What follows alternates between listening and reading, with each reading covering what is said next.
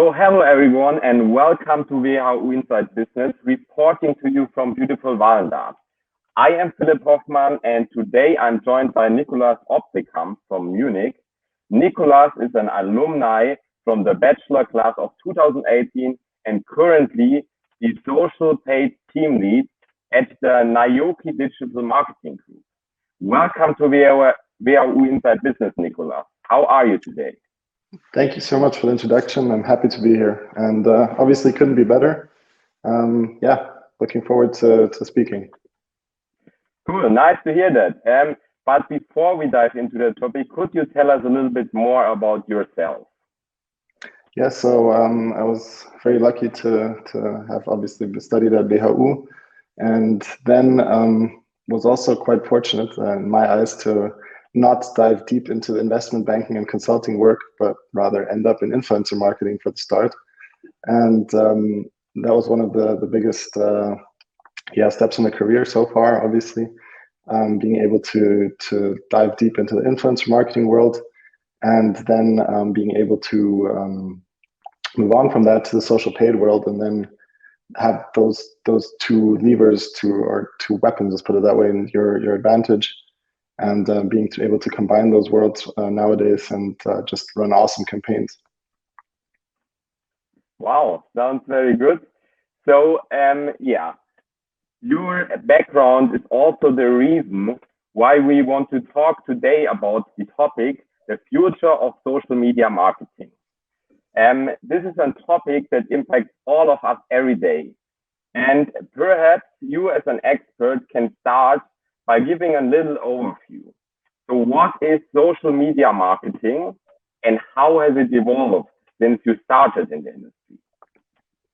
So from my perspective, there's three major aspects of social media marketing, which can be classified as one being the social organic measures. So that's the kind of stuff that where companies advertise on their own Facebook, Instagram, and LinkedIn pages and their own channels. Then the next step is social paid, which is basically the social advertisements on Facebook, Instagram, all the social platforms, where you put a media budget behind it and display it to a targeted audience. And then third step is the influencer marketing, which is basically a whole new world that's come up over the last years, obviously becoming much more professionalized over the past years. Started off as a very, very wild west, let's put it that way, but it's obviously becoming more professional nowadays. And we're seeing a lot of advancements there. But then for me, social media marketing is basically the combination of all of those three things. And just having that combination, the structuring between those channels and being able to communicate effectively across all three of them. Nice. And you said something about the new world.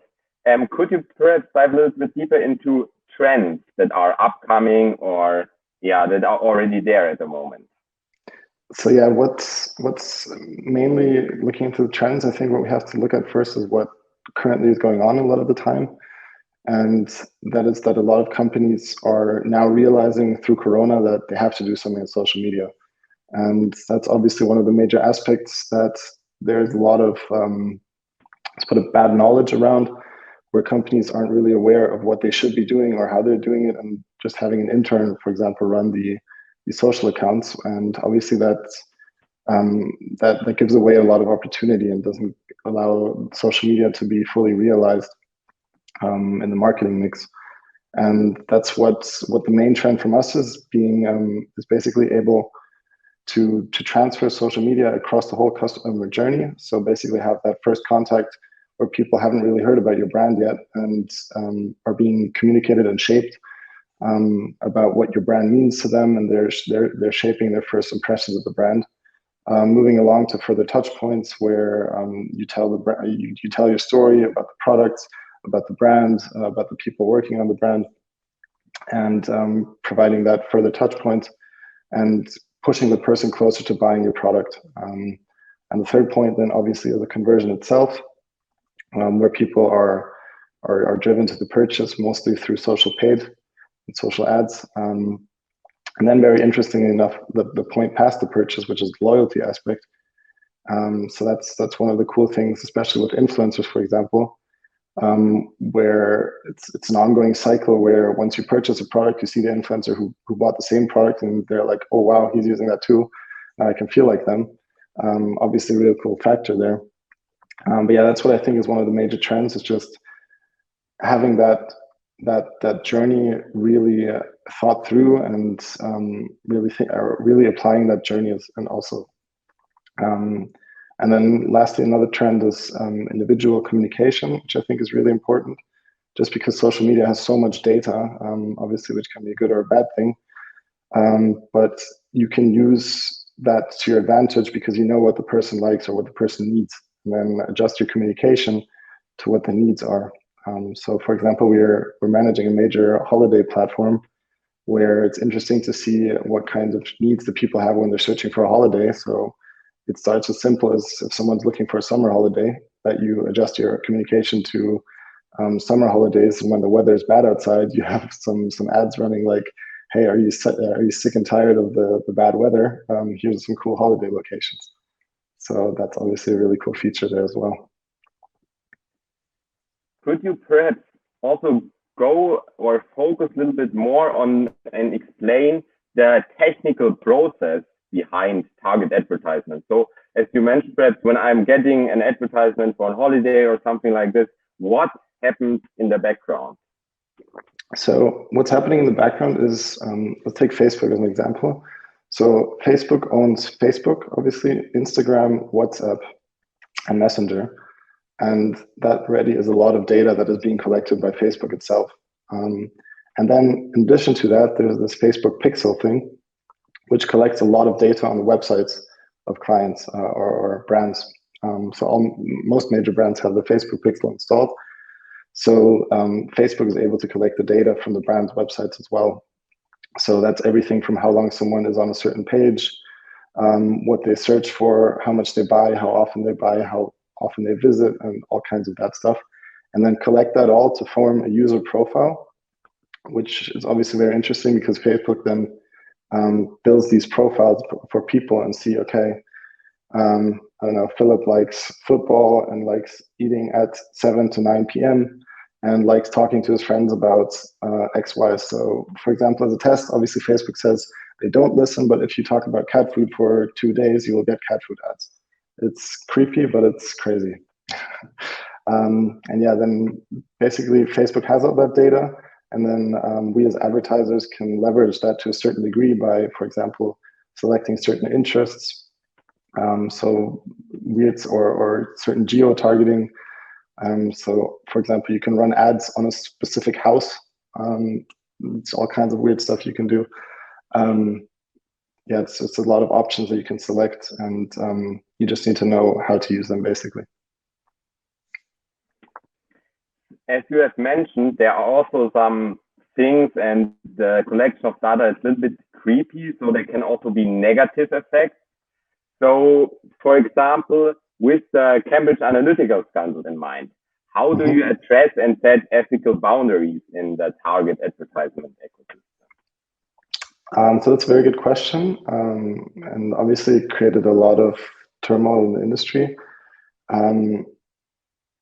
First of all, I think how they did it was fantastic, or the methods that they used. If it is ethically great, is definitely debatable. I would say it's ethically not really valid, and obviously Facebook tries to put a stop to that as well. Publicly, or let's put it that way, did they really put a stop to it? I don't think so. But obviously the methods that they used and the reasoning behind it is just so thought through, and it's just the idea behind that is that they were able to, or those kind of methods were possible before. It's just a different medium now. So before it was all the TV shows and news outlets. So for example, you can heavily notice how certain news outlets favor certain ideas. And now it's just with Facebook being the communicator or the platform to voice this kind of communication. But I think it's just a tough idea of how people use it, and I think in reality it's very difficult to put a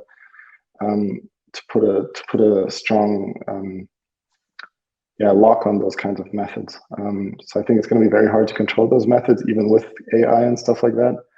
It's just because there's so many ways of approaching that situation that you can manipulate it. If that makes sense. Yeah. Okay. Do you think the current GDPR regulations are already enough? Or I know on one hand they have, of course, positive effects for the consumer, but of course negative effects for social media marketing.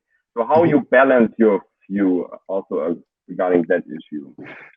So GDPR is obviously a big issue, and there's definitely some issues with the GDPR thing as well. It's just because some areas are still unclear and gray zones and stuff like that, where oftentimes just people or companies just circumvent them because it's not really being followed on. But obviously, it is a good thing to have more protection for the consumer to some degree.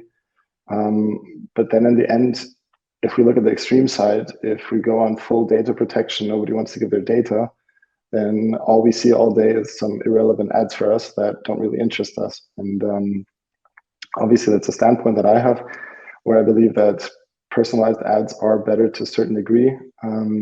Obviously, how far you go with the data collection is questionable, but I would much rather have ads that are relevant to me than some kind of, I don't know, beauty products for I don't know, 40-year-old woman, which would make no appeal to me. So yeah, it's one of the big trade-offs there. Let's put it that way. Okay, yeah. When we did our research regarding that interview, we found a study that only 17% of internet users surveyed in the US and Europe said that it was ethical to track their online activity for the purpose of personalizing ads.